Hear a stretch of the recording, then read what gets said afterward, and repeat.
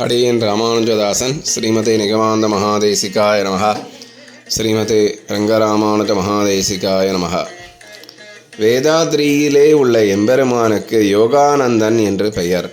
கிருஷ்ணா நதி தீரத்திலே பெரிய சாலக்கிராம மூர்த்தியாக அவன் காட்சியளிக்கிறான். உள்ளுக்குள்ளே அழகாக அமர்ந்திருக்கிறான். அவனது இடையிலே ஒரு கத்தி வைத்திருக்கிறார்கள். இந்த யோகானந்த நரசிம்மனை சேவிக்கப் போனால் அந்த கத்தியை எடுத்து கையிலே கொடுப்பார்கள். அதை வாங்கி பார்க்கலாம். பகவானே பெரிய வைத்தியன் என்கிறது வேதம். முதல் வைத்தியன் அவன். மருந்தாகவும் இருக்கிறான், மருத்துவனாகவும் அவனே இருக்கிறான். இங்கே கத்தி வைத்து கொண்டிருக்கிற எம்பெருமானை பெரிய சர்ஜன் ஆபரேஷன் பண்ணுவதிலே திறமை மிக்கவன். ஆரோக்கியத்தை கொடுக்கும்படியான எம்பெருமான் அங்கே வேதாத்ரியிலே எழுந்தருளி இருக்கிறான். இப்போதும் எத்தனையோ பேர் அங்கே வேண்டிக் கொண்டு பிரதட்சிணம் பண்ணி கொண்டிருக்கிறார்கள். இங்கு மங்களகிரியில் நீரில் நரசிம்மன், சமதளத்தில் நரசிம்மன், குன்றின் மீது நரசிம்மன் என்று எங்கெங்கு நோக்கினாலும் நரசிம்மர்கள். துவஜஸ்தம்பம் அருகே நெய் தீபம் ஏற்றச் சொல்கிறார்கள். இந்த விளக்கில் 365 திரிகள் இருப்பதாகவும் ஒரு தீபம் ஏற்றினால் ஓராண்டு தீபம் ஏற்றிய பலன் கிடைக்கும் என்றும் சொல்கிறார்கள். தீபம் ஏற்றும் இடம் தூய்மையாக இருக்கிறது. இதே இடத்தில்தான் பானகச்சீட்டை விலை கொடுத்து வாங்க வேண்டும். அந்த எம்பெருமான் இருக்கிறானே, அவன் பாதியை சாப்பிடுவான், பாதியை நமக்கு கொடுப்பான். அவனுக்கு அப்படி ஒரு சக்தி. மலை மேலே ஜலம் கிடையாது. கீழே இருந்துதான் காவடியிலே எடுத்து கொண்டு போக வேண்டும். அங்கே மேலே பானகம் தயார் பண்ணக்கூடிய பெரிய கல் இருக்கிறது.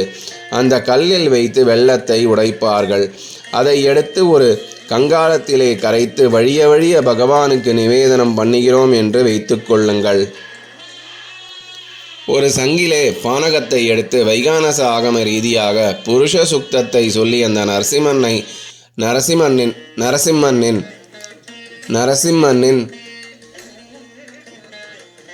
நரசிம்மனின் அழைத்த பேழ் வாயிலே சேர்க்கிறார் பட்டர். அப்படி சேர்க்கிற பானகம் உள்ளே போய்கொண்டே இருக்கும். கங்காளத்தில் பாதி ஆன உடனேயே கலகலவென்ற சப்தம் வரும். நரசிம்மன் பாதி பானகத்தை ஸ்வீகரிப்பான். அதன் பிறகு உள்ளே செல்லாமல் வெளியிலே வரும். அப்படி வருவதை சேஷமாக சங்கத்திலே எடுத்து நம்மிடம்